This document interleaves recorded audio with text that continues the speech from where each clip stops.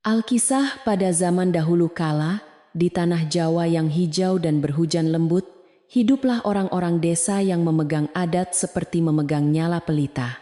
Desa itu bernama Karangwungu, terletak di kaki bukit rendah yang tiap pagi diselimuti kabut tipis. Bila ayam jantan berkokok, suara lesung dari dapur-dapur perempuan mulai terdengar perlahan. Di sana, jalan tanah berkelok di antara sawah, pohon kelapa, rumpun pisang, dan pagar bambu yang basah oleh embun. Di ujung desa berdirilah sebuah rumah joglo tua milik keluarga Wiryadharma. Atapnya lebar seperti sayap burung malam, tiangnya hitam mengilap karena usia, dan halaman depannya luas ditaburi pasir halus. Di samping rumah ada sumur tua dengan bibir batu berlumut, tempat para perempuan menimba air sebelum matahari tinggi. Di belakangnya terdapat dapur besar yang selalu berbau kayu bakar, santan, daun salam, dan nasi baru matang. Rumah itu dihormati, tetapi juga disegani. Di rumah itulah tinggal Nawang Sekar, menantu muda yang perutnya sudah besar menunggu hari kelahiran. Wajahnya lembut, bicaranya pelan, dan kedua tangannya tak pernah diam dari pekerjaan ringan yang masih boleh ia lakukan. Ia menyapu beranda, menjemur kain bayi, menata kendi di dekat pintu, dan menyiapkan daun pisang untuk lauk suaminya bila kelak pulang. Dalam hatinya hanya ada satu harapan, rumah itu tetap menjadi tempat anaknya membuka mata pertama kali. Suami Nawang Sekar bernama Jayanata, anak sulung keluarga Wiryadharma. Ia sedang pergi ke pesisir membawa garam dan kain lurik untuk ditukar dengan minyak kelapa. Sebelum berangkat, Jayanata sempat menggenggam tangan istrinya di dekat pintu samping, lalu berkata pelan, "Jagalah dirimu dan anak kita, aku pulang sebelum bulan mengecil." Nawang Sekar mengangguk, meski hatinya terasa berat. Sejak bayangan punggung suaminya hilang di tikungan jalan, rumah besar itu terasa lebih dingin. Yang paling sering membuat dingin hati Nawang Sekar adalah ibu mertuanya, Nyai Pramesti. Perempuan tua itu masih tegap, matanya tajam, dan suaranya mampu membuat pelayan dapur menunduk sebelum diperintah. Ia tidak pernah benar-benar menerima Nawang Sekar, sebab menantunya berasal dari keluarga penenun sederhana di desa seberang. Bila melihat Nawang Sekar menata kain bayi, Nyai Pramesti sering berkata, "Anak Wiryadharma harus lahir membawa kehormatan, bukan membawa bayang-bayang miskin dari pintu belakang." Nawang Sekar selalu menjawab dengan menunduk, bukan karena ia tidak punya luka, melainkan karena ia takut kata-kata keras meretakkan rumah. Ia ingat pesan ibunya sebelum menikah, bahwa menantu harus menjadi air di tempayan, jernih walau tempayan tua retak sedikit. Maka setiap disindir, ia hanya menarik napas dan melanjutkan pekerjaan. Malam-malam, ketika angin masuk dari sela dinding kayu, ia mengelus perutnya sambil berbisik, "Nak, sabarlah. Semoga kelak rumah ini mengenal hatimu." Di rumah itu juga tinggal beberapa kerabat jauh, salah satunya Raden Jatmara, paman sepupu mendiang ayah Jayanata. Ia datang beberapa bulan setelah Jayanata menikah, katanya ingin membantu mengurus sawah keluarga. Pakaiannya selalu rapi, kumisnya tipis terpelihara, dan kata-katanya manis seperti gula aren yang terlalu lama dimasak. Namun, orang yang teliti akan melihat matanya sering berhenti pada lumbung padi, peti kayu tua, dan batas tanah di belakang kebun. Raden Jatmara jarang menegur Nawang Sekar langsung, tetapi ia pandai menabur kalimat di telinga orang lain. Kepada Nyai Pramesti ia berkata, "Rumah besar harus dijaga dari orang yang tidak memahami darahnya sendiri." Kepada pembantu dapur ia bertanya, seolah bercanda, "Apakah bayi itu akan lahir mirip Jayanata atau mirip lelaki dari desa asal Nawang Sekar?" Kata-kata kecil begitu terbang seperti abu tungku, ringan saat keluar, tetapi menempel di dinding hati banyak orang. Pada suatu sore ketika hujan baru reda, seorang lelaki tua penjual minyak kelapa datang ke halaman rumah Wiryadharma. Namanya Kilumbira, tubuhnya kurus, punggungnya agak membungkuk, dan pundaknya memikul 2 buyung tanah liat berisi minyak jernih. Ia berhenti di dekat sumur sambil mengucap salam. Nawang Sekar yang sedang menjemur popok kecil tersenyum dan membeli sedikit minyak untuk persiapan melahirkan. Ki Lumbira menatap kain bayi di jemuran dengan mata yang tiba-tiba sayu. Kain bayi itu bukan kain biasa. Warnanya putih gading, pinggirnya disulam benang coklat tua, dan di tengahnya ada gambar daun waru kecil. Jayanata pernah berkata bahwa kain itu peninggalan neneknya, dipakai membedong anak pertama keluarga Wiryadharma sejak dahulu. Ketika Nawang Sekar membelainya, ia merasa seperti menyentuh restu orang-orang tua yang telah lama tidur di tanah. Ia menjaga kain itu lebih hati-hati daripada perhiasan, sebab baginya kain itu tanda ia diterima. Ki Lumbira berkata pelan, "Jangan biarkan kain yang menyimpan nama jatuh ke tangan orang yang menyimpan iri." Nawang Sekar terdiam, tidak paham sepenuhnya, tetapi suaranya membuat tengkuknya merinding. Sebelum ia sempat bertanya, Nyai Pramesti keluar dari pendapa dan menyuruh penjual minyak itu pergi setelah dibayar. Raden Jatmara yang berdiri di balik tiang tersenyum tipis. Seolah nasihat lelaki tua itu hanyalah angin yang lewat di antara daun kelapa basah. Sejak sore itu, Nawang Sekar mulai merasakan ada yang berbeda. Kain pusaka yang biasa ia simpan dalam peti kecil berpindah ke rak lebih rendah, padahal ia yakin tidak menyentuhnya. Beberapa kali ia mendengar bisik-bisik di dapur berhenti saat ia masuk. Seorang gadis pembantu bernama Suminah pernah hendak mengatakan sesuatu, tetapi segera menunduk saat melihat bayangan Raden Jatmara di pintu. Rumah yang dahulu hanya dingin kini terasa penuh langkah yang disembunyikan. Malam-malam menjelang kelahiran, hujan turun hampir setiap hari.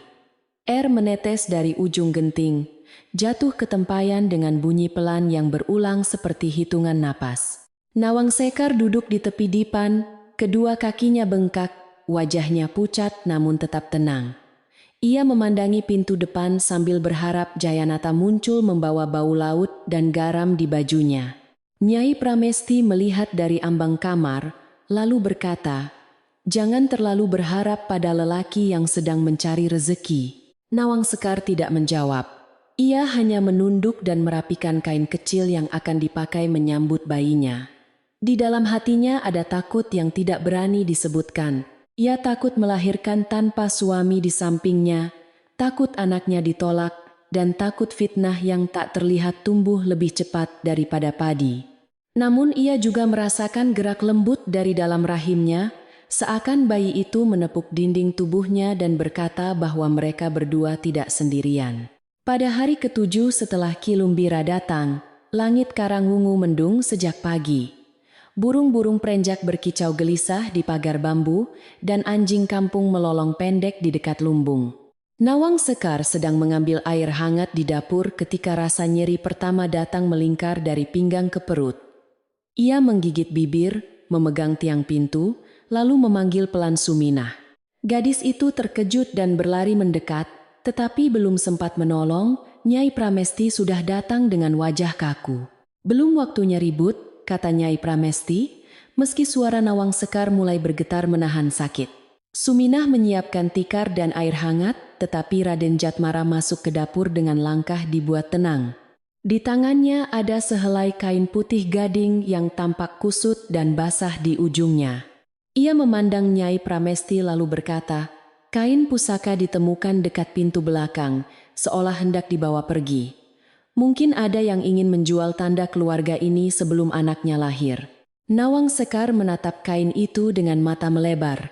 "Aku tidak pernah membawanya keluar, Nyai," ucapnya sambil menahan nyeri yang semakin rapat. Nyai Pramesti mengambil kain pusaka itu, memeriksa pinggirannya yang kotor, lalu wajahnya mengeras. Raden Jatmara menunduk seolah sedih, tetapi kata-katanya menusuk. Orang yang takut darah anaknya dipertanyakan kadang ingin menghilangkan tanda lama. "Kita tidak boleh lengah, apalagi Jayanata tidak ada di rumah." Ucapan itu jatuh seperti batu ke air keruh. Suminah menutup mulut, para pelayan dapur saling pandang, dan dari luar mulai terdengar langkah beberapa tetangga yang datang karena mendengar Nawang Sekar kesakitan. Nyai Pramesti berdiri di tengah dapur, memegang kain pusaka dengan tangan gemetar karena marah. Nawang Sekar mencoba bangun, tetapi tubuhnya melemah. Ia berkata lirih, Demi anak yang sedang mencari jalan lahir, aku tidak bersalah, Nyai. Jangan hukum dia karena fitnah. Namun hati yang sudah tertutup oleh curiga sukar mendengar suara lembut. Nyai Pramesti memerintahkan Suminah membawa Nawang Sekar ke kamar samping, tetapi Raden Jatmara segera berkata, bila bayi itu lahir di rumah ini, orang desa akan menganggapnya sah sebagai darah Wiryadharma. Setelah itu, tanah dan nama keluarga tak mudah dijaga. Kalimat itu membuat beberapa orang tua di Pendapa berdeham, tidak setuju namun takut menyela. Hujan mulai turun, pelan-pelan, seperti langit menahan tangis. Rasa sakit Nawang Sekar datang lagi, lebih kuat, membuat pandangannya berkunang. Ia memegang perutnya dan menyebut nama Jayanata sekali, sangat pelan. Nyai Pramesti menoleh ke halaman yang mulai basah, lalu berkata dengan suara rendah tetapi keras, "Pergilah dari rumah ini sampai kebenaran jelas. Jangan melahirkan anak yang belum tentu darah kami di bawah atap Wiryadharma." Suminah menangis dan berkata, "Nyai, ia sedang melahirkan, tetapi Nyai Pramesti tidak mengubah perintahnya." Di bawah hujan yang makin rapat, Nawang Sekar dipapah sampai pintu samping. Ia tidak membawa peti, tidak membawa perhiasan, hanya selendang tua yang sempat disampirkan Suminah ke bahunya. Kain pusaka bayi tetap berada di tangan Nyai Pramesti. Lalu entah bagaimana, ketika orang-orang sibuk menatap perempuan hamil yang terus menahan sakit, kain itu terlepas dari genggaman dan jatuh dekat sumur. Raden Jatmara melihatnya, tetapi ia pura-pura tidak melihat apapun. Pada saat itulah Ki Lumbira, penjual minyak kelapa, kebetulan lewat di jalan depan rumah karena hendak pulang ke dusun sebelah. Ia berhenti di bawah pohon sawo, ketika melihat Nawang Sekar terhuyung keluar dengan wajah sepucat tepung beras. Matanya juga melihat kain pusaka tergeletak dekat sumur, terseret air hujan menuju parit kecil. Ia tidak berteriak. Ia hanya mengangkat kain itu, menyelipkannya ke dalam bakul kosong, lalu memandang rumah besar itu lama-lama. Nawang Sekar berjalan perlahan melewati halaman, setiap langkah seperti menekan duri ke telapak kakinya. Beberapa perempuan desa ingin menolong, tetapi tatapan Nyai Pramesti dan keberadaan Raden Jatmara membuat mereka ragu. Hanya Suminah yang berani menyelipkan sebungkus nasi ke tangan Nawang Sekar sambil berbisik, "Maafkan aku, Mbak, carilah Mbok Rengganis di tepi kebun bambu." Nawang Sekar mengangguk, air hujan bercampur air mata di pipinya, namun ia tidak mengutuk siapapun. Jalan menuju kebun bambu licin dan gelap, meski sore belum sepenuhnya turun.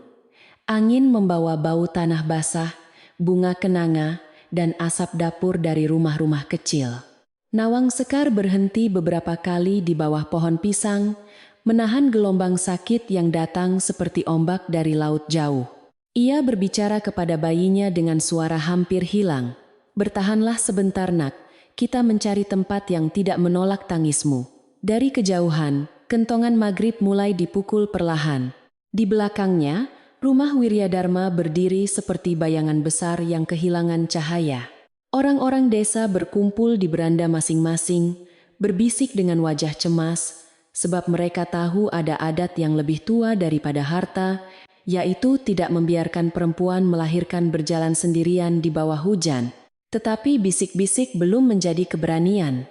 Di dapur, Nyai Pramesti duduk kaku, mencoba meyakinkan dirinya bahwa ia menjaga nama keluarga. Raden Jatmara menatap lumbung padi dan tersenyum samar.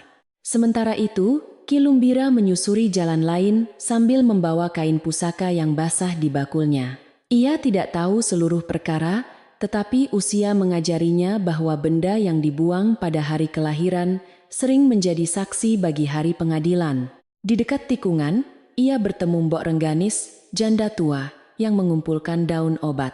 Lelaki itu berkata, "Ada anak hendak lahir, tetapi rumahnya menutup pintu."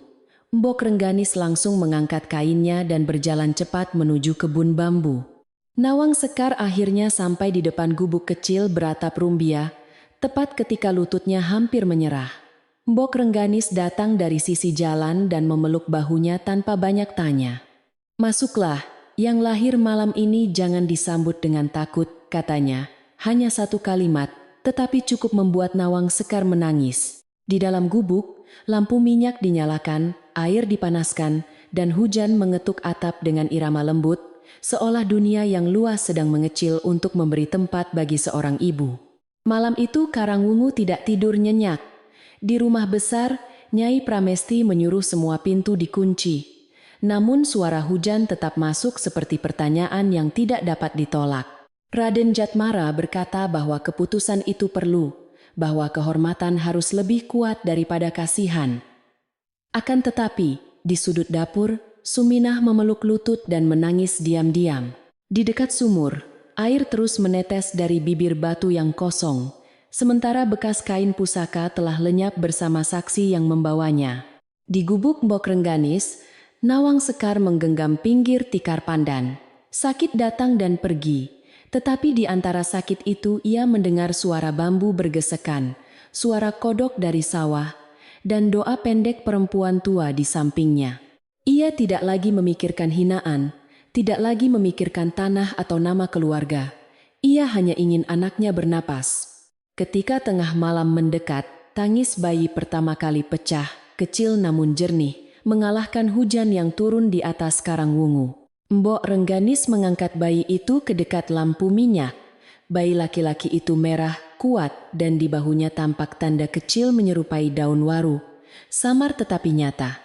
Nawang Sekar melihatnya dengan mata basah, belum tahu bahwa tanda itu kelak akan membuka pintu yang malam ini tertutup baginya.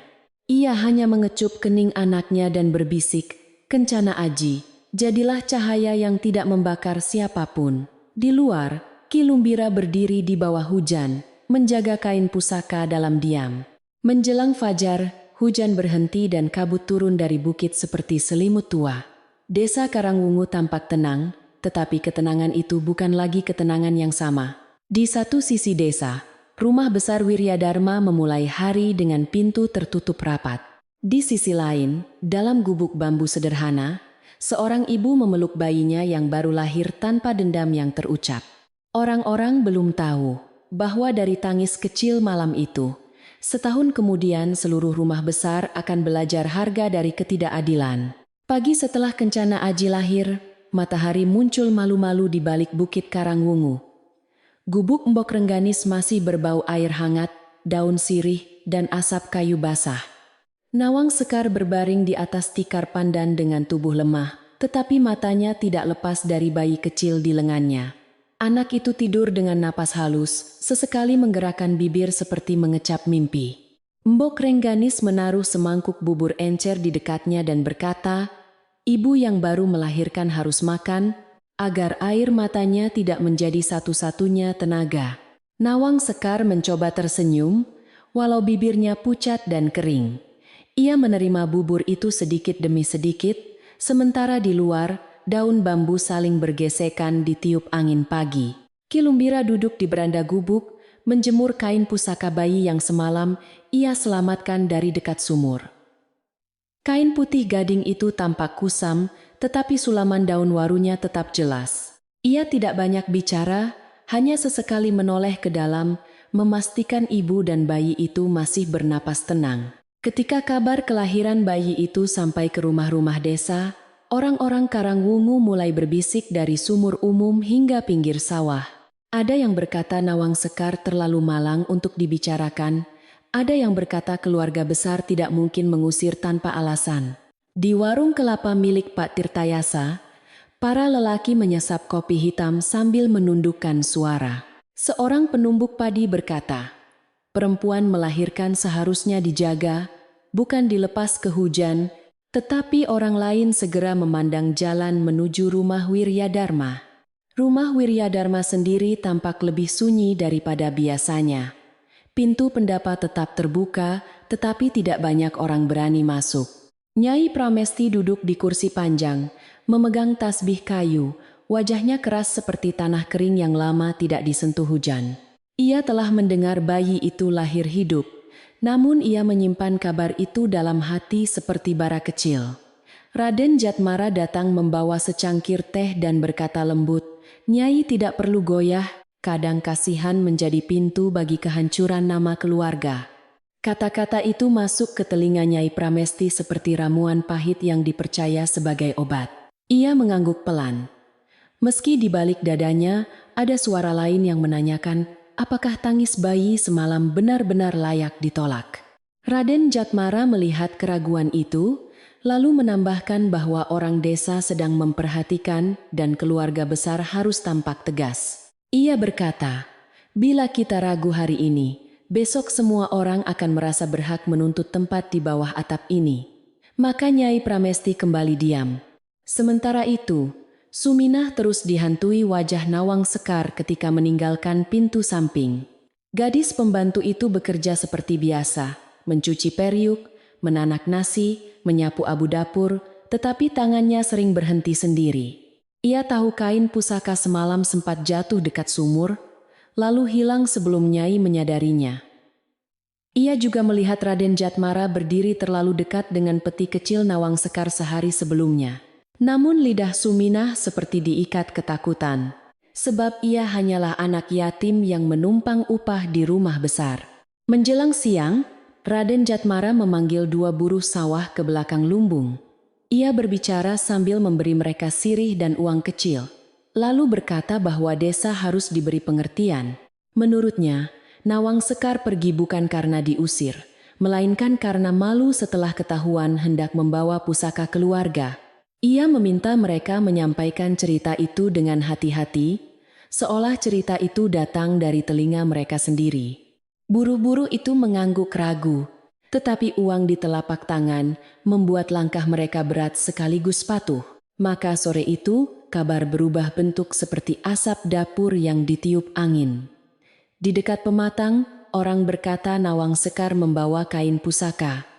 Di dekat pancuran, orang berkata ia hendak menjual tanda keluarga. Di warung kelapa, cerita bertambah lagi bahwa bayi itu mungkin bukan keturunan Wiryadharma. Setiap mulut menambahkan setitik bumbu sampai kebenaran yang sederhana tertutup oleh rasa pedas fitnah.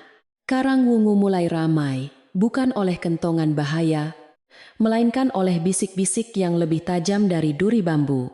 Mbok Rengganis mendengar semua itu dari seorang perempuan pencari daun pisang. Ia tidak terkejut, sebab orang tua seperti dirinya telah melihat banyak fitnah tumbuh dari halaman rumah orang kaya. Ia duduk di samping Nawang Sekar yang sedang menyusui Kencana Aji, lalu memandang bayi itu lama. Dengan suara pelan ia berkata, "Jangan kejar suara yang berlari di luar, simpan napasmu untuk anak yang tidur di dadamu."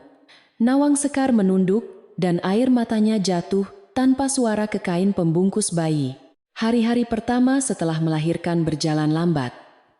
Nawang Sekar tinggal di gubuk Mbok Rengganis, jauh dari jalan utama, dekat kebun bambu dan parit kecil yang airnya jernih.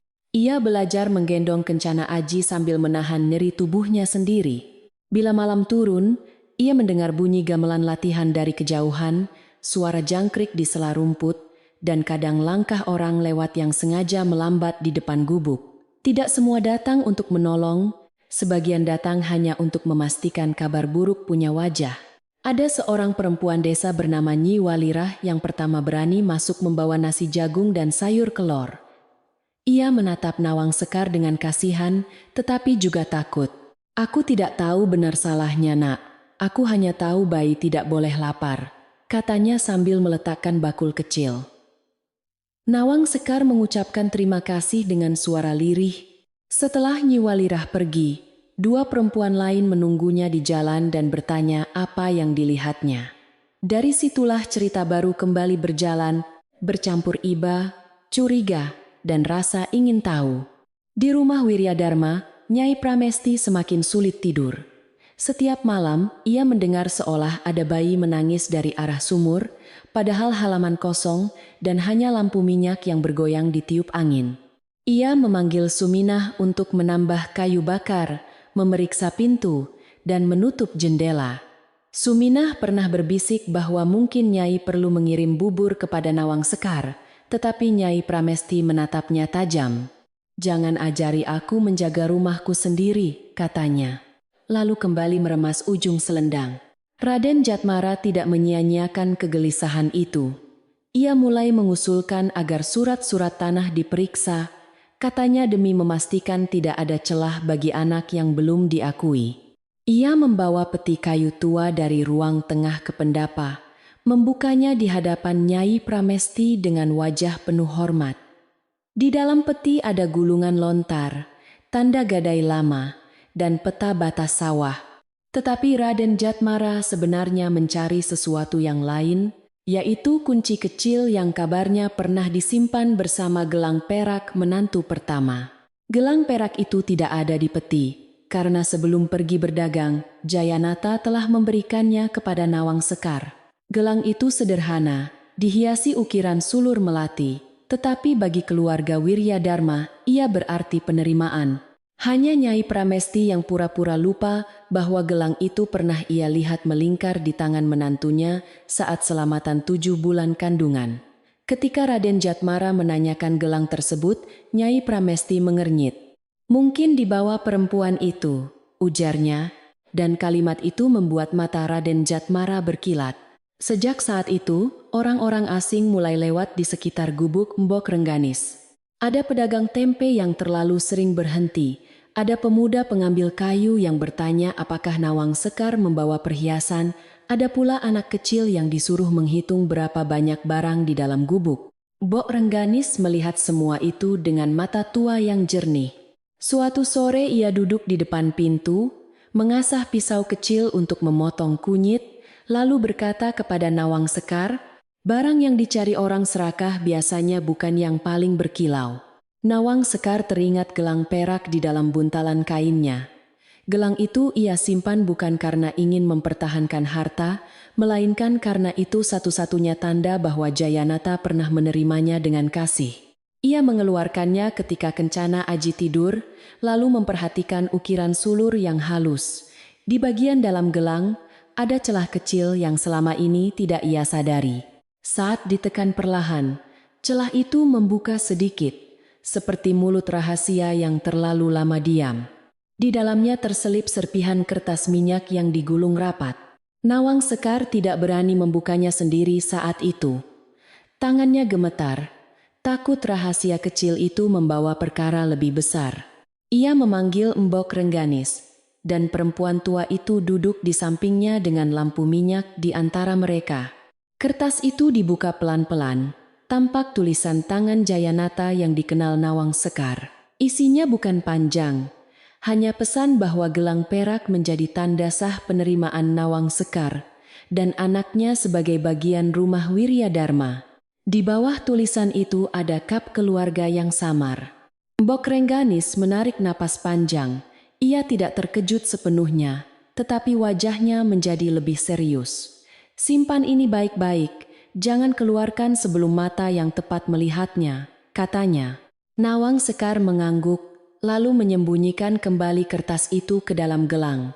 Di luar, angin malam menggoyang daun bambu seperti orang berbisik. Kencana Aji terbangun dan menangis kecil, membuat Nawang Sekar segera menggendongnya. Dalam gendongan ibunya, bayi itu berhenti menangis, seolah tahu sebuah kebenaran sedang dilindungi. Keesokan harinya, Raden Jatmara mengirim Suminah ke gubuk Mbok Rengganis. Alasannya sederhana, ia menyuruh gadis itu membawa kain bekas dan sedikit beras, seakan rumah Wiryadharma masih punya belas kasihan. Namun sebelum berangkat, ia berkata pelan kepada Suminah, "Lihat baik-baik, apakah perempuan itu menyimpan gelang perak atau surat kecil?" Suminah menunduk, merasa seperti membawa 2 beban dalam satu bakul. Satu beban adalah beras, satu lagi adalah perintah yang membuat hatinya berat. Saat Suminah tiba, Nawang Sekar sedang menjemur kain bayi di pagar bambu. Gadis itu hampir menangis melihat tubuh mantan nyonya mudanya masih pucat, tetapi Nawang Sekar menyambutnya tanpa kemarahan. "Masuklah, Minah, jangan berdiri di panas," katanya lembut. Suminah meletakkan beras, lalu memandang Kencana Aji yang tertidur di ayunan kain.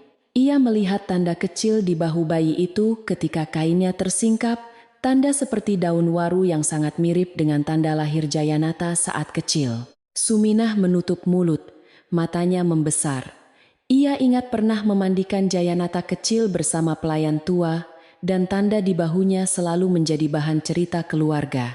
Nawang Sekar menyadari pandangan itu, lalu menutup bahu anaknya dengan lembut, bukan karena malu, melainkan karena takut tanda yang suci berubah menjadi bahan rebutan. Suminah berbisik, "Mbak, aku melihat tanda itu." Nawang Sekar menjawab pelan, "Tanda tidak perlu berteriak, Mina, ia hanya menunggu orang jujur berani mengingat." Suminah pulang dengan langkah goyah. Ia tidak memberitahu Raden Jatmara tentang gelang, karena ia tidak melihatnya. Namun wajahnya yang pucat cukup membuat lelaki itu curiga. Ia bertanya berulang-ulang, tetapi Suminah hanya berkata bahwa Nawang Sekar lemah dan bayinya kecil. Raden Jatmara menatapnya lama, lalu tersenyum tipis. "Anak dapur, kadang lupa siapa yang memberi makan," katanya. Suminah menunduk, tetapi untuk pertama kalinya sejak bekerja di rumah itu, ketakutannya mulai bercampur dengan keberanian kecil. Beberapa hari kemudian, Raden Jatmara membuat langkah yang lebih kasar, walau tidak memakai tangan sendiri. Ia menyuruh seorang lelaki dari dusun lain, bernama Darsa Pelipir, datang ke gubuk dan berpura-pura sebagai utusan Jayanata. Lelaki itu membawa kabar palsu bahwa Jayanata telah mendengar semuanya dan tidak ingin Nawang Sekar kembali. Ia juga meminta gelang perak dikembalikan sebagai tanda putus hubungan. Darsa menyampaikan itu di depan pintu, dengan wajah dibuat sedih, tetapi matanya terlalu sering melirik kebuntalan kain. Nawang Sekar mendengarkan tanpa memotong. Dadanya sakit seperti disayat daun tebu, sebab nama Jayanata dipakai untuk menekan hatinya. Namun ia ingat suaminya, ingat genggaman tangan di pintu samping, dan ingat tulisan kecil di dalam gelang. Ia menjawab dengan sopan, "Bila benar Jayanata mengutusmu, sebutkan nama panggilan yang hanya ia pakai saat memanggil anak dalam kandunganku." Darsa terdiam. Mbok Rengganis yang duduk di belakangnya berkata, "Utusan palsu selalu tersandung pada hal kecil yang tidak bisa dibeli." Darsa pergi dengan wajah merah, dan sejak itu gubuk Mbok Rengganis menjadi pusat perhatian yang lebih besar. Orang-orang mulai bertanya, mengapa ada utusan palsu, mengapa gelang perak dicari, dan mengapa Raden Jatmara begitu sibuk mengurus perkara bayi yang katanya tidak diakui. Fitnah yang mula-mula mengarah kepada Nawang Sekar, perlahan berbalik seperti arus parit setelah hujan deras. Namun belum cukup kuat untuk membersihkan namanya. Di desa, kebenaran sering berjalan lambat karena harus melewati rasa takut banyak orang. Nyai Pramesti mendengar tentang utusan palsu itu dari Nyi Walirah. Ia marah, tetapi kemarahannya tidak jelas mengarah ke siapa. Ketika ia memanggil Raden Jatmara, lelaki itu berkata bahwa mungkin ada orang desa ingin membuat keluarga Wiryadharma tampak buruk. Ia bahkan menasihati Nyai agar segera mengumumkan bahwa bayi Nawang Sekar tidak punya hak apapun. "Sebelum Jayanata pulang, rumah ini harus punya pendirian," katanya. Nyai Pramesti menatap halaman, dan bayangan sumur tua tampak panjang di matanya. Pada malam Jumat Kliwon, para tetua desa berkumpul di surau kecil setelah doa. Di sana hadir Ki Lumbira, membawa kain pusaka yang sudah kering dan terlipat rapi, tetapi ia belum menunjukkannya kepada siapapun. Ia hanya mendengar percakapan tentang rumah Wiryadharma, tentang perempuan melahirkan, dan tentang bayi bertanda aneh yang belum berumur sebulan. Kepala dusun, Ki Demang Wirasana, menghela napas dan berkata, "Perkara rumah besar menjadi perkara desa bila tangis orang lemah terdengar sampai jalan umum." Ucapan Ki Demang membuat beberapa lelaki menunduk. Mereka tahu tidak mudah menegur keluarga Wiryadharma, sebab sawah dan lumbungnya memberi pekerjaan bagi banyak orang. Namun adat desa juga tidak bisa dibiarkan patah. Ki Lumbira akhirnya berkata bahwa ada benda yang ia temukan pada malam hujan, tetapi waktu memperlihatkannya belum tiba. Ia hanya meminta para tetua mengingat siapa saja yang berada di halaman ketika Nawang Sekar diusir. Semua orang diam, dan di luar surau, angin lewat membawa bau tanah basah. Di gubuk bambu, Nawang Sekar semakin pulih, meski tubuhnya masih kurus. Ia mulai menumbuk beras sedikit, mencuci kain di parit, dan mengayun kencana aji sambil menyanyikan tembang lama. Ia tidak pernah mengumpat rumah Wiryadharma di depan anaknya. Bila bayi itu rewel pada malam hari, ia hanya berkata, "Tidurlah nak, seseorang yang ditolak tidak harus tumbuh menjadi orang yang menolak." Bok Rengganis mendengar dari sudut dapur kecil, lalu menatapnya dengan rasa hormat yang tidak diucapkan. Namun Raden Jatmara belum berhenti. Ia mulai mendesak Nyai Pramesti agar memanggil ahli tulis desa untuk memisahkan harta Jayanata dari garis keturunan yang belum jelas. Ia berkata bahwa setetes keraguan bisa merusak satu tempayan nama baik.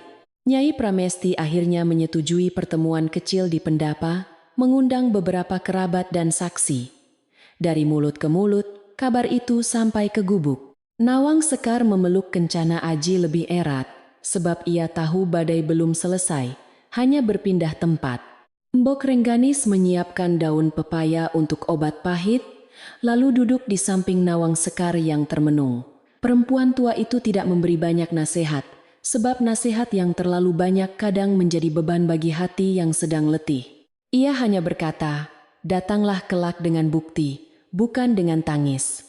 Kalimat itu tinggal lama di dada Nawang Sekar. Ia memandang gelang perak di telapak tangannya, kain pusaka di rumah Ki Lumbira, dan wajah kecil Kencana Aji yang belum mengerti apapun. Malam itu, bulan tampak separuh di atas rumpun bambu. Nawang Sekar menidurkan anaknya, lalu menyusun semua kejadian dalam ingatan, dari peti kecil yang pernah terbuka, kain pusaka yang kotor, utusan palsu, hingga tanda lahir di bahu bayi. Ia tidak tahu kapan Jayanata pulang, tidak tahu siapa yang akan percaya kepadanya, tetapi ia mulai memahami bahwa diam bukan berarti menyerah. Di kejauhan, rumah Wiryadharma berdiri gelap, dan di antara gelap itu, harga dari fitnah mulai dihitung oleh waktu. Setahun berjalan pelan seperti air parit melewati akar bambu. Kencana Aji tumbuh dari bayi merah menjadi anak kecil yang pipinya bulat dan matanya bening seperti embun pagi. Nawang Sekar tinggal di dusun pinggir Karangwungu, masih bersama Mbok Rengganis, di rumah bambu yang telah diperbaiki dengan dinding anyaman baru. Setiap pagi ia menjemur kain di pagar, menanak nasi jagung, lalu menggendong anaknya menghadap matahari. Orang yang lewat sering berhenti sebentar, sebab anak itu makin hari makin mirip Jayanata. Kencana Aji belum pandai bicara banyak, tetapi tawanya mudah pecah bila melihat ayam mengejar gabah. Ia suka memegang ujung selendang ibunya dan menunjuk langit bila burung kuntul melintas di atas sawah.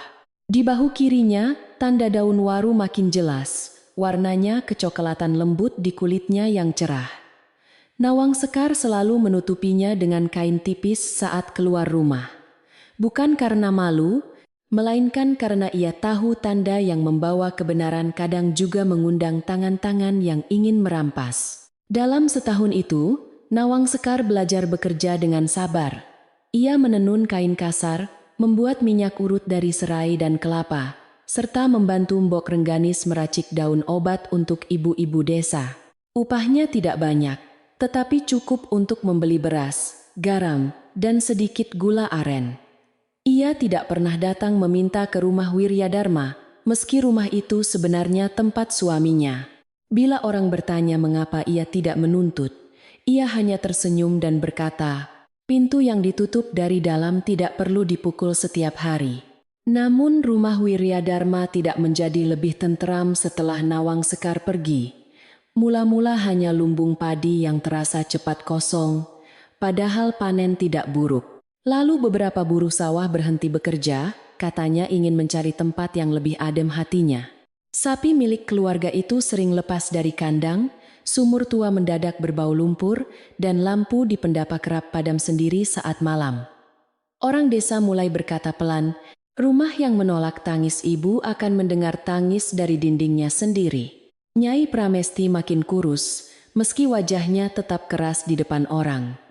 Ia sering duduk dekat sumur tua, memandangi air yang gelap dan tidak jernih seperti dulu. Kadang ia teringat malam hujan itu, tetapi segera mengusir ingatan tersebut dengan alasan bahwa semua dilakukan demi nama keluarga. Raden Jatmara tetap berada di rumah besar, makin sering membuka peti, menghitung sawah, dan berbicara kepada ahli tulis desa. Ia menyebut dirinya penjaga warisan, padahal matanya tidak pernah tenang melihat batas tanah. Pada suatu pagi pasar, Nawang Sekar membawa minyak serai dalam botol kecil untuk dijual. Ia menaruh kencana aji di gendongan depan, sementara Mbok Rengganis berjalan di sampingnya membawa bakul daun obat. Di dekat lapak pisang, seorang perempuan tua menatap kencana aji lama-lama, lalu berbisik kepada temannya. Bisik itu berpindah cepat, sebab anak kecil itu tersenyum dengan lesung pipi yang sama seperti Jayanata ketika masih muda. Nawang Sekar mendengar, tetapi ia tidak menoleh. Di pasar itu pula Suminah datang membeli kunyit untuk dapur Wiryadharma. Wajahnya tampak lebih letih daripada setahun lalu, matanya seperti menyimpan banyak malam tanpa tidur. Ketika melihat Nawang Sekar, ia hampir menjatuhkan keranjang. Nawang Sekar menyapanya dengan lembut, seolah tidak ada jarak panjang di antara mereka. Suminah menatap kencana aji, lalu matanya berhenti pada bahu kecil yang tersingkap saat anak itu meraih daun pisang. Ia menahan napas, sebab tanda daun waru itu kini tidak bisa disebut kebetulan. Suminah mendekat dan berbisik, "Mbak, tanda itu sama dengan tanda Den Jayanata waktu kecil, aku masih ingat jelas." Nawang Sekar menutup kain di bahu anaknya dengan hati-hati, lalu menjawab, "Yang kau ingat, simpanlah sampai waktunya menjadi suara." Suminah menunduk, air matanya hampir jatuh di antara kunyit dan lengkuas dalam keranjang. Ia ingin meminta maaf, tetapi pasar terlalu ramai. Sebelum berpisah, ia berkata pelan bahwa rumah besar akan mengadakan selamatan panen bulan depan. Kabar tentang tanda lahir Kencana Aji mulai beredar setelah hari pasar itu. Ada yang melihat sendiri, ada yang hanya mendengar dari saudara penjual pisang. Tetapi cerita itu menyebar seperti bau kelapa goreng dari dapur ke jalan.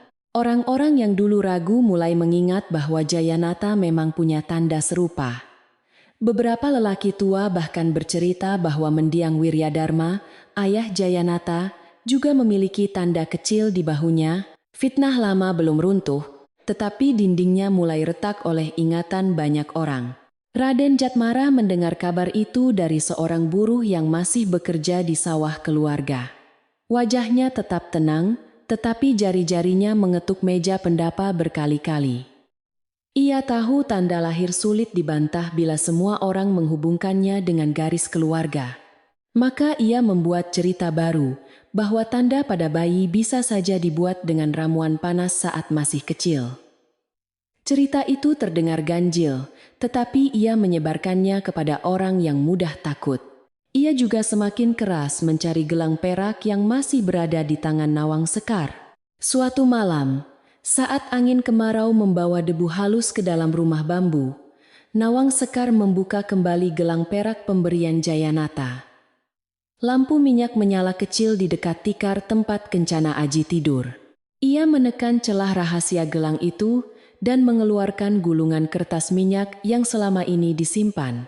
Tulisan Jayanata masih terlihat samar, namun terbaca. Di ujungnya ada kalimat yang membuat dada Nawang Sekar hangat, bahwa anak yang lahir dari rahimnya adalah penerus sah rumah Wiryadharma. Mbok Rengganis duduk di seberangnya sambil memilah daun sambiloto. Ia melihat tangan Nawang Sekar bergetar, lalu berkata, "Bukti yang baik harus dijaga seperti api kecil, cukup hangat untuk menerangi, jangan dibiarkan membakar tanganmu." Nawang Sekar mengangguk. Ia tahu surat itu belum cukup bila hanya ditunjukkan kepada 1-2 orang. Ia membutuhkan saksi, kain pusaka, ingatan Suminah, dan keberanian tetua desa. Ia tidak ingin datang sebagai perempuan yang mengemis tempat, melainkan sebagai ibu yang membawa kebenaran. Keesokan paginya, Nawang Sekar pergi menemui Kilumbira di dusun seberang. Jalan menuju rumah lelaki tua itu melewati pematang sempit, ladang singkong, dan rumpun kelapa yang daunnya berderak diterpa angin. Kilumbira sedang membersihkan buyung minyak ketika ia datang. Tanpa banyak kata, ia masuk ke ruang kecil dan mengeluarkan kain pusaka putih gading yang dulu ia selamatkan. Kain itu sudah dicuci bersih, tetapi noda tanah di salah satu sudutnya masih tertinggal seperti cap malam hujan. Ki Lumbira menyerahkan kain itu dengan kedua tangan, lalu berkata, "Kain yang hampir hanyut telah menunggu pemiliknya lebih sabar daripada manusia." Nawang Sekar menerimanya sambil menunduk hormat. Ia menangis bukan karena sedih saja, tetapi karena merasa ada bagian dari malam kelam itu yang akhirnya kembali padanya. Ki Lumbira lalu menceritakan dengan rinci bagaimana ia melihat kain itu jatuh dekat sumur, bagaimana Raden Jatmara berdiri di halaman, dan bagaimana tidak seorang pun mau mengaku melihatnya. Berita bahwa Nawang Sekar mendatangi Ki Lumbira sampai juga ke telinga Raden Jatmara. Ia segera mengirim Darsa pelipir untuk mengawasi rumah bambu, tetapi kali ini orang-orang desa lebih waspada. Anak-anak yang menggembala kambing melihat Darsa bersembunyi dekat pagar, lalu melapor kepada Mbok Rengganis. Perempuan tua itu keluar membawa sapu lidi, menatap lelaki itu dari jauh, dan berkata cukup keras, "Orang yang mencari bayangan di rumah orang lain biasanya takut melihat dirinya sendiri." Darsa pergi tanpa berani mendekat. Sementara itu Nyai Pramesti mulai mendengar cerita yang berbeda dari banyak mulut. Nyi Walirah datang membawa sayur kelor dan berkata bahwa Kencana Aji sehat, sopan dan mirip sekali dengan darah Wiryadharma. Suminah, yang selama ini diam, akhirnya berani menyebut tanda daun waru di bahu anak itu. Nyai Pramesti marah pada awalnya, tetapi malamnya ia membuka peti lama dan menemukan kain kecil milik Jayanata saat bayi. Di catatan tua, ibunya dahulu pernah menulis tentang tanda daun waru di bahu kiri. Catatan itu membuat tangan Nyai Pramesti dingin. Ia duduk lama di kamar, ditemani lampu yang hampir habis minyaknya. Raden Jatmara masuk membawa kabar tentang ahli tulis yang siap datang saat selamatan panen. Ia ingin surat pembagian tanah disahkan di depan kerabat sebelum Jayanata kembali dari pesisir. Nyai Pramesti memperlihatkan catatan bayi itu kepadanya. Raden Jatmara hanya tersenyum tipis dan berkata, "Tulisan lama sering membuat perempuan tua mudah terharu, Nyai. Jangan biarkan hati mengalahkan kehormatan." Kata-kata itu dulu mungkin akan membuat Nyai Pramesti tunduk, tetapi kali ini ia merasakan sesuatu yang janggal. Mengapa Raden Jatmara selalu menyebut kehormatan, tetapi yang ia urus selalu tanah, peti, dan tanda tangan? Mengapa ia lebih gelisah tentang gelang perak daripada tentang pulangnya Jayanata? Nyai Pramesti tidak langsung menuduh, sebab harga dirinya masih menahan lidah. Namun sejak malam itu, ia mulai memerintahkan Suminah mengawasi peti dan tidak membiarkan Raden Jatmara masuk ruang dalam sendirian. Di rumah bambu, Nawang Sekar mulai menyusun keberanian. Ia meminta Mbok Rengganis menemui Ki Demang Wirasana, kepala dusun yang dihormati, untuk menyampaikan bahwa ia ingin hadir pada selamatan panen, bukan untuk membuat keributan, melainkan untuk meminta kebenaran didengar di depan orang banyak. Ki Demang menerima pesan itu dengan wajah serius. Ia telah mendengar cukup banyak bisik-bisik, dan ia tahu desa tidak boleh selamanya membiarkan perempuan lemah menanggung kesalahan yang belum pernah dibuktikan.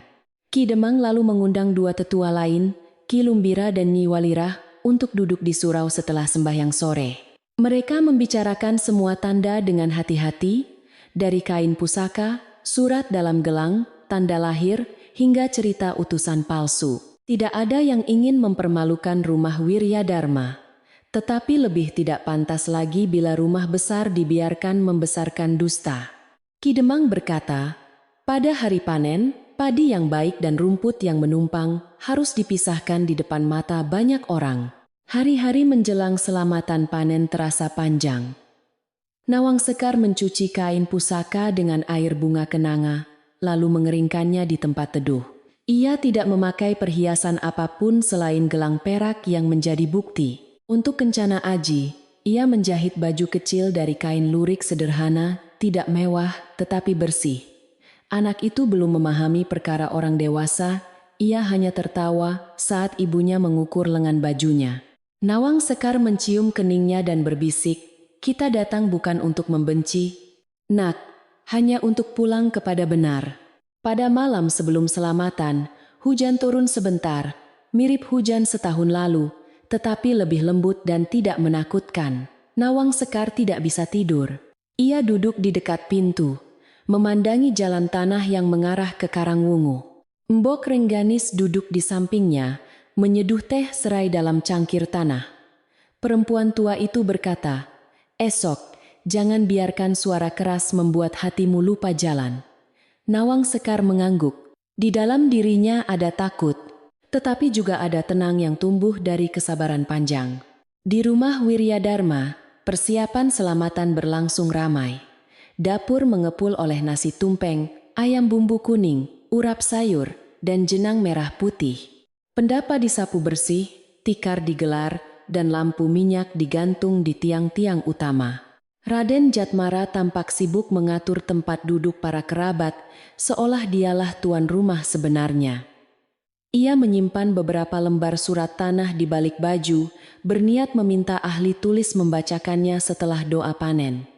Ia belum tahu bahwa hari yang ia pilih untuk mengunci dusta justru akan membuka simpulnya. Suminah malam itu menemukan sesuatu di sudut ruang dalam. Di bawah peti tua yang sering dibuka Raden Jatmara.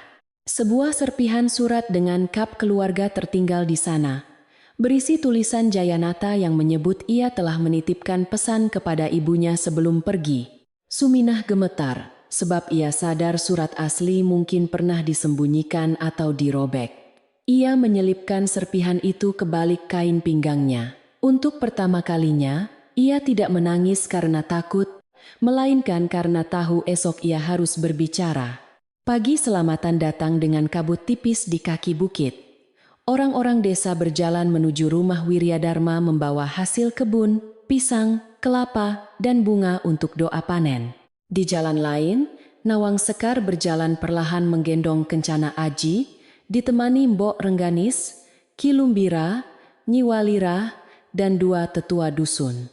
Di dalam buntalan kecilnya tersimpan kain pusaka, gelang perak, surat minyak, dan serpihan keberanian yang telah ia kumpulkan selama setahun. Langkahnya pelan, tetapi tidak lagi seperti orang terusir. Ketika atap joglo rumah Wiryadharma mulai tampak di balik pohon sawo, Nawang Sekar berhenti sejenak. Di halaman itu dulu ia berjalan keluar di bawah hujan, menahan sakit dan hinaan. Kini ia kembali di bawah cahaya pagi, membawa anak yang dulu ditolak sebelum sempat menangis. Kencana Aji menyandarkan kepala di bahunya, tenang seperti tidak merasakan berat sejarah di depan mereka. Nawang Sekar menarik napas panjang, lalu melangkah lagi menuju halaman tempat seluruh desa akan mendengar kebenaran. Halaman rumah Wiryadharma pagi itu penuh orang seperti sawah menjelang panen. Tikar pandan digelar dari pendapa sampai bawah pohon sawo, tempayan air diletakkan dekat tangga, dan bau nasi tumpeng bercampur asap dupa tipis melayang pelan. Para lelaki duduk bersila dengan kain batik rapi. Para perempuan berkumpul di dekat dapur membawa piring lauk. Di tengah keramaian itu, Raden Jatmara bergerak dengan wajah tenang, menyambut tamu seolah rumah besar telah lama berada di bawah telapak tangannya. Nyai Pramesti duduk di kursi kayu dekat tiang utama. Wajahnya dipoles bedak tipis, rambutnya disanggul kuat, tetapi matanya tidak seteguh biasanya. Semalam ia hampir tidak tidur, sebab catatan lama tentang tanda daun waru terus terbayang di balik kelopak matanya. Suminah mondar-mandir dari dapur ke pendapa membawa kendi, namun tangan gadis itu gemetar karena serpihan surat masih tersembunyi di balik kain pinggangnya. Hari itu, semua orang tampak menunggu sesuatu tanpa tahu bentuknya. Doa panen baru saja hendak dimulai ketika bisik-bisik muncul dari arah pintu halaman. Beberapa anak kecil berlari mendekat, lalu berhenti mendadak saat melihat siapa yang datang. Nawang Sekar melangkah perlahan memasuki halaman rumah yang pernah menolaknya. Ia memakai kebaya cokelat sederhana, rambutnya disanggul rendah, dan di lengannya Kencana Aji duduk tenang memegang ujung selendang. Di belakangnya berjalan Mbok Rengganis, Ki Lumbira, Nyi Walira, dan Ki Demang Wirasana dengan langkah berat namun mantap. Keramaian yang semula hangat berubah sunyi.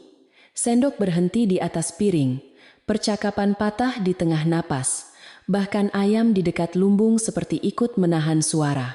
Nyai Pramesti berdiri perlahan, tangannya mencengkeram sandaran kursi.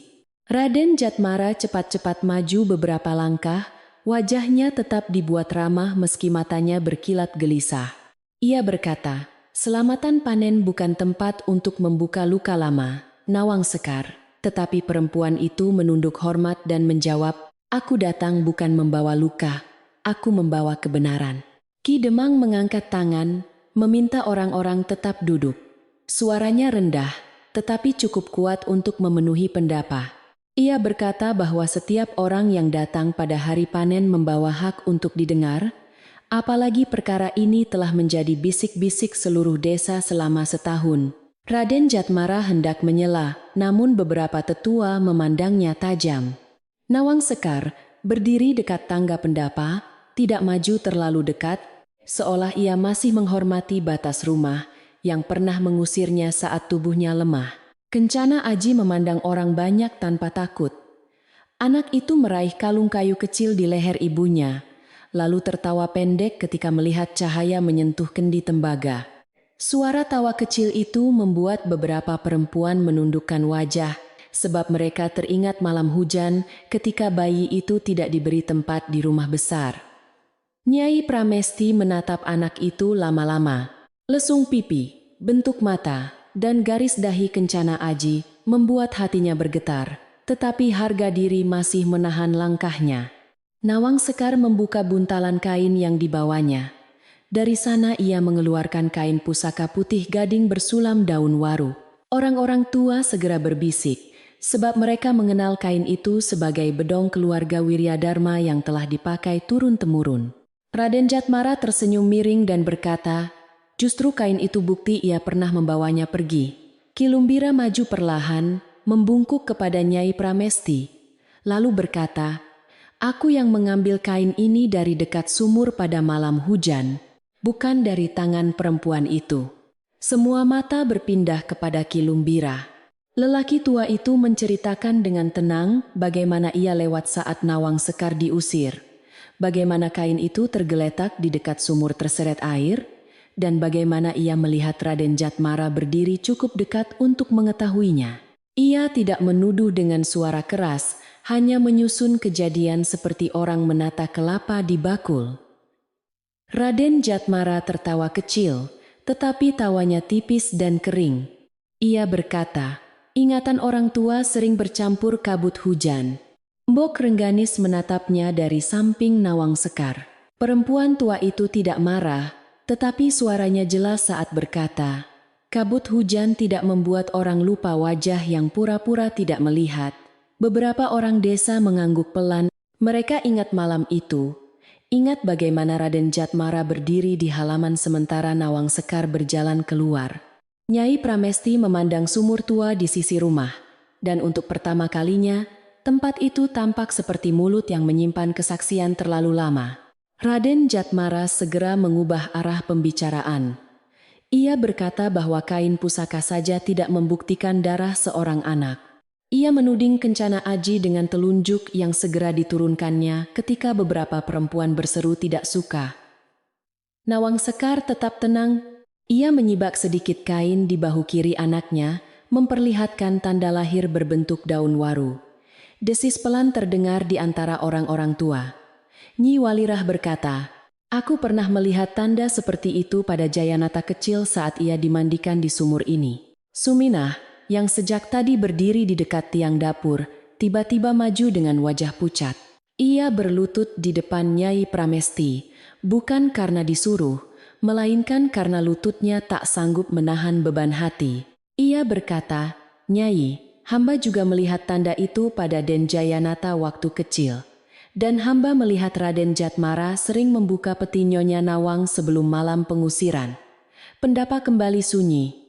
Raden Jatmara membentak nama Suminah, tetapi Ki Demang mengangkat tangan agar ia berhenti. Nyai Pramesti memandang Suminah dengan mata tajam, namun kali ini ketajaman itu bercampur takut. Suminah merogoh kain pinggangnya dan mengeluarkan serpihan surat yang ditemukannya di bawah peti tua. Tangannya gemetar saat menyerahkannya kepada Ki Demang. Kepala dusun itu membukanya perlahan, lalu membaca tulisan yang masih tersisa. Di sana terdapat nama Jayanata, cap keluarga, dan kalimat bahwa pesan untuk ibu telah dititipkan sebelum ia berangkat. Serpihan kecil itu seperti bara yang jatuh ke tumpukan jerami kering. Nawang Sekar kemudian melepas gelang perak dari pergelangan tangannya. Gelang itu tampak sederhana, tetapi beberapa kerabat tua segera mengenalinya. Ia menekan celah kecil di bagian dalam, lalu mengeluarkan gulungan kertas minyak yang telah disimpan setahun penuh. Ki Demang menerima kertas itu dan membacanya dengan suara perlahan. Isinya menyatakan bahwa Jayanata menerima Nawang Sekar sebagai istri sah, menerima anak dalam kandungannya sebagai penerusnya, dan meminta ibunya menjaga mereka sampai ia pulang dari pesisir. Nyai Pramesti menutup mulut dengan ujung selendang. Ia ingat samar-samar. Sebelum berangkat, Jayanata memang pernah berkata hendak menaruh pesan di ruang dalam. Waktu itu Raden Jatmara datang membawa kabar tentang sawah yang harus diperiksa, sehingga ia tidak pernah membaca pesan itu. Kini potongan ingatan seperti biji jagung tumpah dari tampah. Ia menatap Raden Jatmara dan untuk pertama kalinya suaranya tidak keras, melainkan letih. "Di mana surat anakku yang lengkap, Jatmara?" tanyanya. Raden Jatmara mengangkat bahu, masih berusaha tersenyum. Ia berkata bahwa surat bisa saja dibuat oleh tangan lain, bahwa cap keluarga bisa ditiru, bahwa perempuan terdesak pandai mencari jalan. Tetapi semakin banyak ia bicara, semakin sedikit orang percaya. Ahli tulis desa yang duduk dekat pendapa meminta melihat kertas itu. Setelah memeriksa guratan tinta, bentuk cap, dan gaya tulisan, ia berkata pelan bahwa tulisan itu memang serupa dengan tulisan Jayanata pada catatan dagang lama yang pernah ia salin. Raden Jatmara mulai berkeringat meski pagi belum panas. Ia berbalik kepada Nyai Pramesti, mencoba mengingatkan tentang kehormatan keluarga. Namun kata kehormatan kini terdengar kosong, sebab semua orang melihat bahwa yang ia pegang sejak awal bukan kehormatan, melainkan jalan menuju tanah. Ki Demang meminta peti surat lama dibawa ke pendapa. Suminah berlari ke ruang dalam dan kembali bersama dua pelayan, membawa peti kayu yang sering dibuka diam-diam. Kunci peti ternyata sudah longgar, seperti terlalu sering dipaksa. Di depan orang banyak, peti itu dibuka. Gulungan surat tanah, catatan utang, dan peta batas sawah dikeluarkan satu persatu. Di dasar peti, terselip sobekan kertas lain yang warnanya sama dengan serpihan milik Suminah. Ahli tulis menyatukan dua bagian itu, dan terbaca jelas bahwa Jayanata menitipkan pesan kepada ibunya agar tidak mendengar fitnah tentang Nawang Sekar.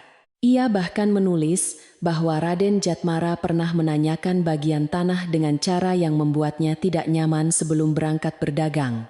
Suara orang-orang mulai bergemuruh rendah, seperti angin masuk ke rumpun bambu. Raden Jatmara mundur satu langkah, lalu satu langkah lagi. Ia berkata bahwa ia hanya mencoba menyelamatkan rumah dari penipu, tetapi tidak ada lagi yang menyambut ucapannya. Ki Lumbira menatapnya dan berkata, "Orang yang menyelamatkan rumah tidak menyembunyikan pintunya dari pemiliknya." Kalimat itu membuat beberapa lelaki tua mengangguk. Nyai Pramesti menunduk, seolah punggungnya tiba-tiba memikul atap joglo yang sangat berat. Pada saat itulah terdengar suara kuda dari jalan depan. "Semua orang Devita dah." Seorang lelaki turun dari kuda kurus, tubuhnya berdebu, bajunya membawa bau garam dan perjalanan jauh. Jayanata berdiri di pintu halaman, lebih kurus daripada setahun lalu, tetapi matanya masih sama. Ia melihat keramaian, melihat ibunya, lalu pandangannya berhenti pada Nawang Sekar dan anak kecil di lengannya. Untuk beberapa saat, ia tidak mampu berkata apa-apa. Nawang Sekar juga diam, sebab pulang tidak selalu sama dengan sembuh. Jayanata melangkah perlahan mendekat. Ia melihat kencana aji, tanda daun waru di bahunya, kain pusaka di tangan Ki Demang, dan gelang perak di telapak Nawang Sekar. Wajahnya berubah pucat ketika memahami apa yang mungkin telah terjadi. Ia berlutut di hadapan istrinya tanpa memedulikan orang banyak, lalu berkata lirih, Aku pulang terlambat, Sekar. Nawang Sekar menatapnya lama. Ia tidak menjatuhkan air mata di depan semua orang, hanya berkata, "Yang terlambat masih boleh mendengar, asal tidak meminta luka cepat lupa." Jayanata menoleh kepada ibunya, dan Nyai Pramesti tidak sanggup menatap penuh. Perempuan tua itu berdiri goyah, lalu turun dari pendapa mendekati Nawang Sekar. Ia ingin menyentuh cucunya, tetapi tangannya berhenti di udara, takut hak itu sudah hilang karena kekejamannya sendiri. Dengan suara pecah ia berkata, "Aku menutup pintu saat engkau membutuhkan atap." Nawang Sekar menunduk hormat, tetapi tidak segera menyerahkan kencana aji. Di halaman itu, semua orang belajar bahwa maaf pun harus menunggu izin dari luka. Ki Demang kemudian berbicara sebagai penengah. Ia menyatakan bahwa Nawang Sekar tidak terbukti bersalah, bahwa Kencana Aji adalah anak Jayanata, dan bahwa fitnah yang menyebabkan pengusiran harus dihentikan sejak hari itu. Ia juga memerintahkan agar semua surat tanah diperiksa ulang tanpa campur tangan Raden Jatmara. Tidak ada hukuman keras, tidak ada tangan yang diangkat, tetapi kata-kata itu cukup membuat lelaki licik tersebut kehilangan tempat berdirinya. Di desa, terkadang malu di depan orang jujur lebih berat daripada rantai. Raden Jatmara mencoba membela diri terakhir kali. Ia berkata bahwa ia masih kerabat dan berhak tinggal di rumah itu. Nyai Pramesti mengangkat wajah, dan untuk pertama kalinya, ia berbicara tanpa bersembunyi di balik nasihat palsu. "Kerabat tidak menukar tangis perempuan melahirkan dengan batas sawah," katanya pelan. Ia meminta Raden Jatmara meninggalkan rumah Wiryadharma sebelum matahari condong. Lelaki itu menatap sekeliling, mencari satu wajah yang berpihak kepadanya, tetapi yang ditemukannya hanya mata-mata yang telah lelah dibohongi. Raden Jatmara akhirnya masuk ke ruang samping, mengambil bungkusan kecil, lalu keluar tanpa banyak kata. Ia melewati halaman dengan langkah cepat, namun tidak ada yang mengejar, tidak ada yang mencaci. Beberapa orang hanya menyingkir memberi jalan, seolah memberi ruang bagi dusta untuk pergi sendiri. Di dekat sumur, ia sempat berhenti sesaat, memandang air yang gelap, lalu segera berjalan keluar dari gerbang. Sejak hari itu, orang-orang Karangwungu jarang menyebut namanya kecuali sebagai peringatan agar iri tidak diberi kamar. Selamatan panen yang sempat membeku perlahan dilanjutkan. Doa dibacakan kembali, tetapi suaranya kini lebih berat dan lebih dalam. Nasi tumpeng dipotong, lauk dibagikan, dan orang-orang makan dengan pelan, seakan setiap suap mengandung rasa malu sekaligus lega. Nawang Sekar duduk di tepi pendapa, bukan di tengah, sambil menyuapi Kencana Aji sedikit nasi lembut. Jayanata duduk tidak terlalu dekat, menghormati jarak yang belum boleh ia langkahi. Nyai Pramesti memandang mereka dari kursinya dengan mata basah. Sore mulai turun ketika orang-orang desa berpamitan. Ki Lumbira menyerahkan kain pusaka kepada Nawang Sekar, bukan kepada Nyai Pramesti. Bok Rengganis berdiri di sampingnya dengan wajah tenang, seperti pohon tua yang telah melihat badai berlalu. Ki Demang berkata bahwa perkara belum selesai hanya karena kebenaran diucapkan, sebab rumah yang melukai harus belajar menata ulang lantainya. Nawang Sekar mengangguk. Ia tidak meminta kemenangan, tidak juga membalas hinaan. Hari itu, cukup baginya melihat dusta berhenti duduk di kursi utama. Ketika halaman mulai sepi, Nawang Sekar berjalan ke dekat sumur tua. Ia memandang bibir batu yang dulu menjadi saksi kain pusaka hampir hanyut. Kencana Aji tertidur di gendongannya, wajahnya damai di bawah cahaya senja.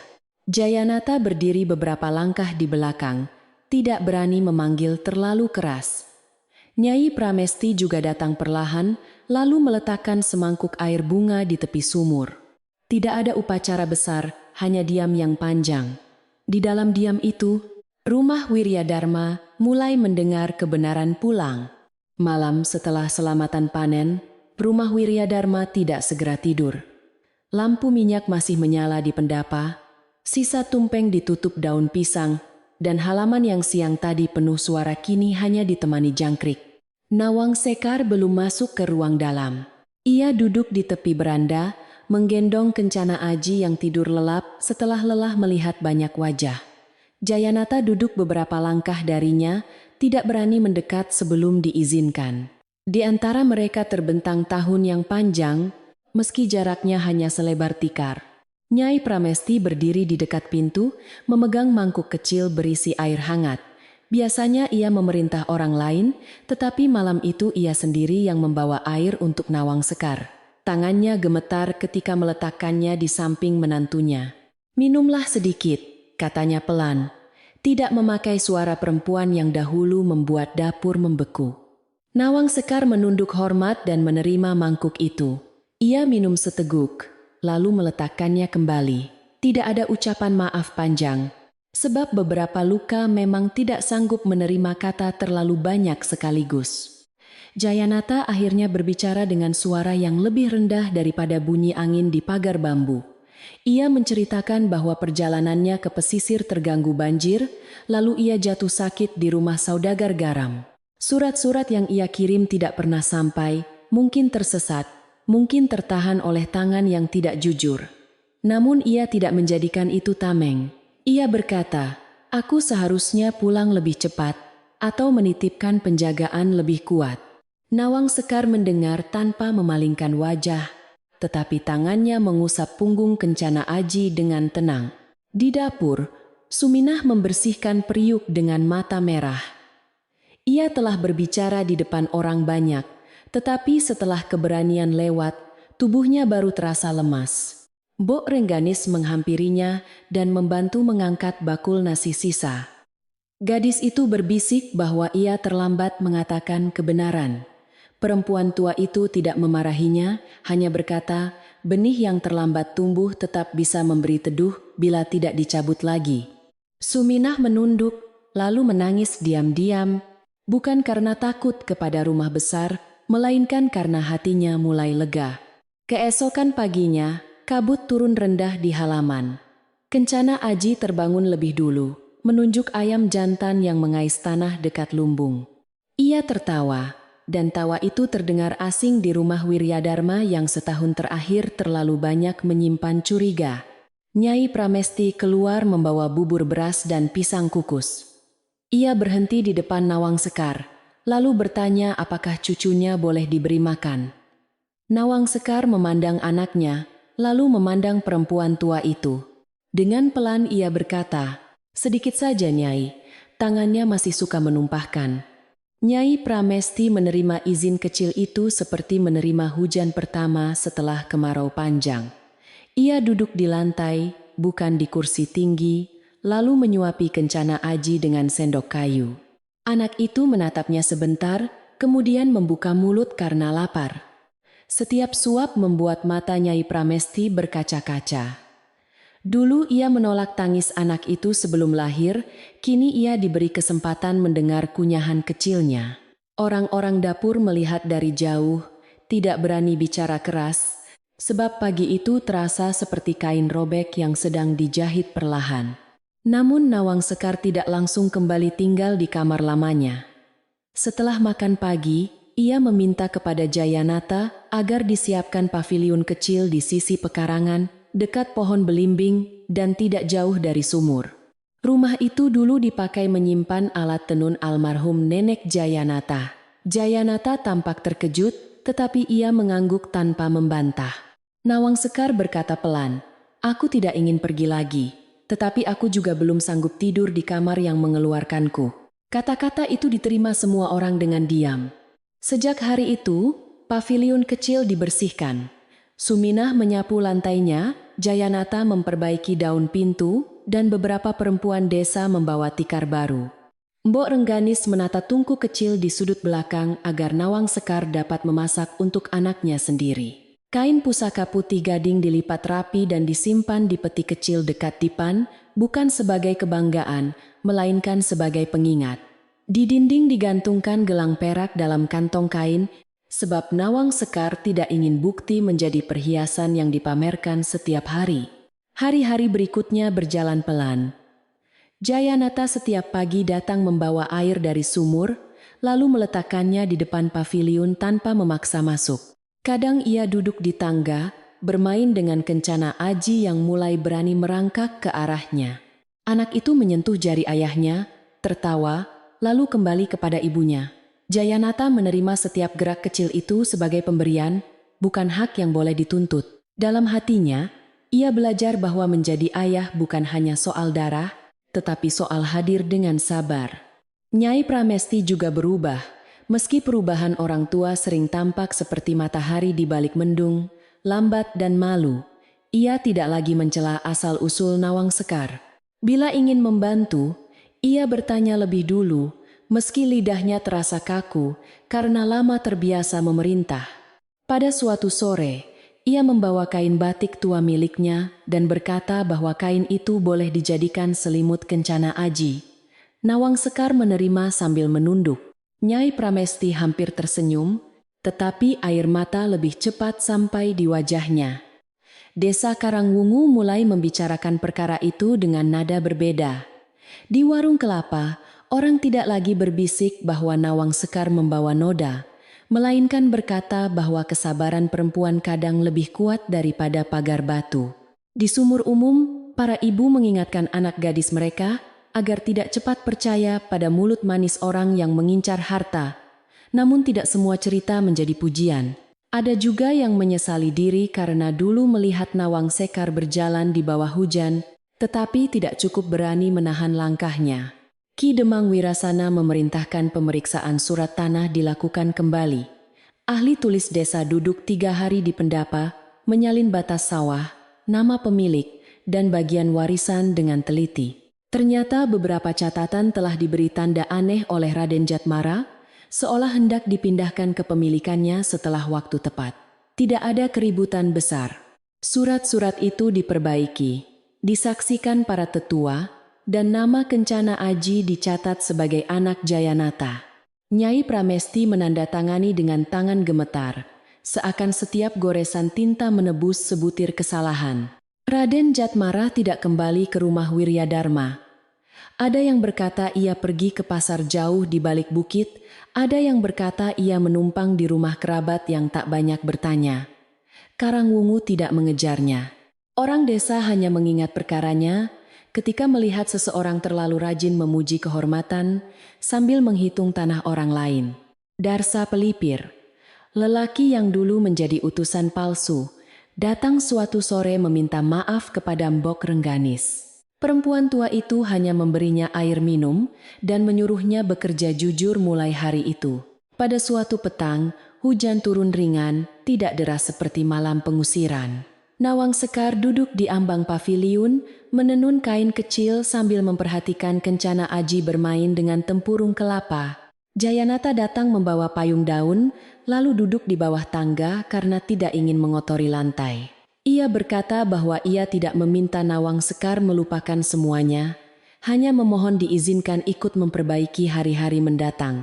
Nawang Sekar menghentikan tenunannya, memandang hujan, lalu menjawab, "Perbaiki saja dengan perbuatan, Jayanata, karena hati lebih percaya pada yang diulang." Jawaban itu menjadi jalan bagi mereka. Tidak ada pelukan besar, tidak ada janji yang diteriakkan. Hanya hari-hari kecil yang disusun kembali. Jayanata membantu menumbuk padi, memperbaiki pagar, dan menggendong Kencana Aji saat Nawang Sekar menjemur kain. Kadang Nawang Sekar masih terdiam lama bila mendengar hujan di genting, sebab tubuhnya mengingat malam buruk lebih cepat daripada pikirannya. Bila itu terjadi, Jayanata tidak bertanya banyak. Ia menaruh teh hangat di dekatnya, lalu duduk cukup jauh agar diamnya tidak merasa dikejar. Mbok Rengganis tetap sering datang, meski Nawang Sekar sudah tinggal di pekarangan Wiryadharma. Ia membawa daun obat, cerita pendek, dan teguran yang tidak pernah lebih panjang dari 1 kalimat. Suatu kali, saat melihat Nyai Pramesti terlalu banyak menatap cucunya dengan rasa bersalah, ia berkata, "Sayangilah anak itu, tetapi jangan jadikan dia tempat menaruh penyesalan." Nyai Pramesti menunduk, memahami bahwa Kencana Aji bukan penghapus dosa, melainkan anak kecil yang berhak tumbuh tanpa memikul kesalahan orang tua. Pada malam bulan purnama, keluarga Wiryadharma mengadakan makan sederhana di halaman, bukan selamatan besar. Tikar digelar dekat pohon sawo. Nasi hangat ditaruh dalam bakul, ikan asin digoreng kering, sayur lodeh mengepul, dan sambal terasi disajikan di cobek batu. Nawang Sekar duduk bersama Kencana Aji di dekat Mbok Rengganis. Jayanata mengambilkan air, Suminah membagikan piring, dan Nyai Pramesti menuang teh serai. Tidak ada kursi tinggi malam itu.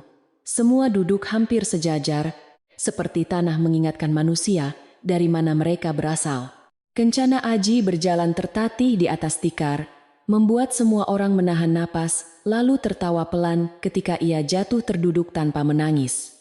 Nyai Pramesti spontan mengulurkan tangan, tetapi berhenti menunggu izin. Nawang Sekar melihatnya, lalu mengangguk kecil. Perempuan tua itu mengangkat cucunya dengan hati-hati, mencium rambutnya sekali, lalu menahannya cukup jauh agar anak itu tetap bisa melihat ibunya. Nawang Sekar menyaksikan pemandangan itu dengan dada hangat dan perih sekaligus, seperti memegang cangkir teh yang baru dituang. Setelah makan, Ki Lumbira datang membawa minyak kelapa baru. Ia tidak lagi datang sebagai saksi perkara, melainkan sebagai tetangga tua yang ingin melihat rumah itu bernapas lebih ringan. Ia duduk di tepi halaman, menolak diberi tempat terlalu baik, lalu tersenyum saat melihat kain pusaka dijemur di tali rendah bersama kain bayi lainnya. Benda pusaka pun senang bila tidak disimpan dalam takut, katanya.